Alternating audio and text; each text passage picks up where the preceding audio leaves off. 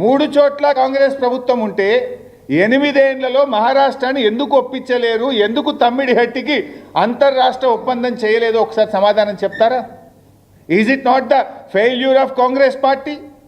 కాంగ్రెస్ ప్రభుత్వం నిర్లక్ష్యం కాదా? ఒకవేళ 8 ఏళ్లలో 8 ఏళ్ళు మీరే అధికారంలో ఉన్నారు, రాష్ట్రంలో, మహారాష్ట్రలో, కేంద్రంలో 3 చోట్ల అధికారం ఉండి తమ్మిడిహట్టికి అనుమతి మీరు తెచ్చుంటే, కట్టుంటే ఇవాళ ఈ పరిస్థితి ఎందుకు వస్తుండే? ఆనాటి మహారాష్ట్ర ముఖ్యమంత్రి మన ముఖ్యమంత్రి కిరణ్ కుమార్ రెడ్డికి ఆ రోజు రాసిన లేఖ ఇది. ఏం రాసిండు?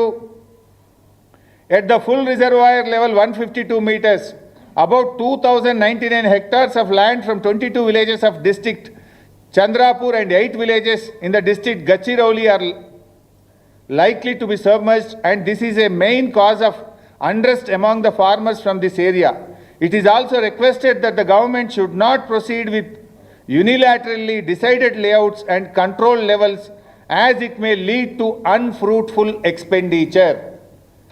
మీరు మా అనుమతి లేకుండా, మా రాష్ట్ర ప్రభుత్వం ఒప్పుకోకుండా ఇష్టం ఉన్నట్టుగా ప్రాజెక్టు కడుతుండ్రు, మీరు పెట్టిన ఖర్చు అంతా కూడా వృధా అవుతుంది, తస్మాత్ జాగ్రత్త అని ఆనాటి మహారాష్ట్ర ముఖ్యమంత్రి మన ప్రభుత్వాన్ని హెచ్చరించిండు.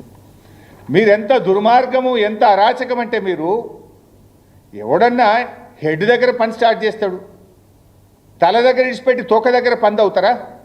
ఆనాడు కమిషన్ల కోసం, పర్సంటేజ్ల కోసం ఎన్నికల ముందు హడావిడిగా 28 ప్యాకేజీలకు టెండర్లు పెట్టి, మహారాష్ట్రతో అగ్రిమెంట్ లేదు, డిపిఆర్ లేదు, డిపిఆర్ తయారు కాలే, మహారాష్ట్ర ఒప్పుకోలే, టెండర్లు పిలిచిండ్రు. ఎక్కడనో పోయి చేవలకాడ దవుతారు, ఎక్కడనో పోయి మెదక్ జిల్లా సిద్దిపేటలో దవుతారు. అసలు ఎక్కడైతే నీళ్లు తీసుకోవాలో తమ్మిడిహట్టి దగ్గర ఆడ మహారాష్ట్ర ఒప్పుకోదు, ఆడ తట్టెడు మట్టి తీయరు, అంతర్రాష్ట్ర ఒప్పందం జరగదు. తప్పు చేసింది మీరు. మీరు చేసిన తప్పును సవరించడానికి మేము ప్రయత్నం చేశాం. ఇవాళ వాళ్ళ దుర్మార్గం ఎట్లా అంటే, నేను ఉత్తమ్ కుమార్ రెడ్డి తలకాయ ఎడబెట్టుకుంటాడో, నువ్వు కూడా ఆ రోజు మంత్రివే, ఆ ప్రభుత్వంలో నువ్వు మంత్రివే, నువ్వు కూడా దీనికి జవాబుదారే. రాజశేఖర్ రెడ్డి గారి ప్రభుత్వం 17/12/2008 నాడు ఫౌండేషన్ స్టోన్ వేసిండ్రు. 2007లోనే టెండర్లు పిలిచారు, జీవోలు ఇచ్చారు, 2008లో శంకుస్థాపన చేసిండ్రు. 4 ఏళ్లలో పూర్తవుతుంది. 4 ఏళ్లలోనే ప్రాణహిత చేవల్లో పూర్తి చేస్తామన్నారు. అప్పుడు ఎలక్షన్ల ముందు అన్ని టీవీలలో యాడ్లు వచ్చినాయి, మీకు కూడా తెలుసు. తెలంగాణ ఉద్యమాన్ని దెబ్బకొట్టాలని చేసిండ్రు. 4 ఏళ్లలో పూర్తి చేస్తామన్నారు. 7 ఏళ్ళు అధికారంలో ఉంటే కనీసం తమ్మిడిహట్టి దగ్గర అంతర్రాష్ట్ర ఒప్పందం చేయలే. 4 ఏళ్లలో వీళ్ళు చేసిన ఘనకార్యం కూడా చెప్తా. 4 ఏళ్లలో ప్రాజెక్ట్ పూర్తి చేస్తామన్నారు 2008లో. 2012 నాటికి వీళ్ళు చేసిన పని ఏంటంటే, సర్వే అండ్ మొబిలైజేషన్ అడ్వాన్స్ల పేరు మీద కాంట్రాక్టర్లకు ఇచ్చిన అడ్వాన్సులు, పని చేయకుండానే ఇచ్చిన అడ్వాన్సులు 1426 కోట్లు.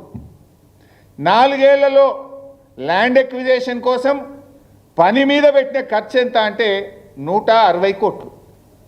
చేసిన పని భూసేకరణకు కానీ చేసిన పని 160 కోట్లు. ఏమి చేయకుండానే మొబిలైజేషన్ అడ్వాన్స్ల కింద కాంట్రాక్టర్లకు ఇచ్చింది 1426 కోట్లు. ఇది కాంగ్రెస్ పార్టీ యొక్క అవినీతికి పరాకాష్ట. తట్టెడు మట్టెత్తకుండా 1426 కోట్లు 2012 నాటికి కట్టిపెట్టారు మీరు.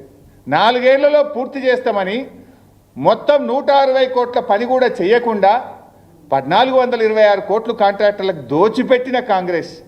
ఆ దోపిడిలో ఈ ఉత్తమ్ కుమార్ రెడ్డి కూడా బాధ్యుడే. ఆనాటి నీళ్ల మంత్రి సుదర్శన్ రెడ్డి కూడా ఇప్పుడు కాంగ్రెస్ పార్టీ ఎమ్మెల్యేగానే ఉన్నాడు. ఇది కాంగ్రెస్ దోపిడి. మేము వచ్చిన తర్వాత రివ్యూ చేసి సర్వే మొబిలైజేషన్ అడ్వాన్సులు రద్దు చేసినాం. ఇప్పుడు నేను చెప్పింది 4 ఏళ్లలో వీళ్ళు ఇచ్చింది 1426 కోట్లు.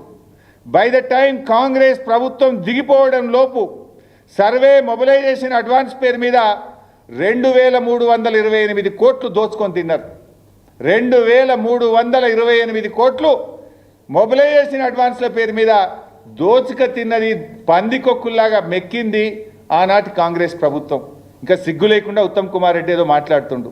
మేము వచ్చిన తర్వాత ఈ మొబిలైజేషన్ అడ్వాన్సులు రద్దు చేసినాం, సర్వే పేరు మీద ఇచ్చే అడ్వాన్సులు రద్దు చేసినాం. ఆ డబ్బంతా కూడా కాంట్రాక్టర్ల దగ్గర నుంచి రికవరీ చేసింది బీఆర్ఎస్ ప్రభుత్వం. ఇంకా నువ్వు మాట్లాడతావు సిగ్గు లేకుండా. ఇకపోతే ఇవాళ ఉత్తమ్ కుమార్ రెడ్డి గారు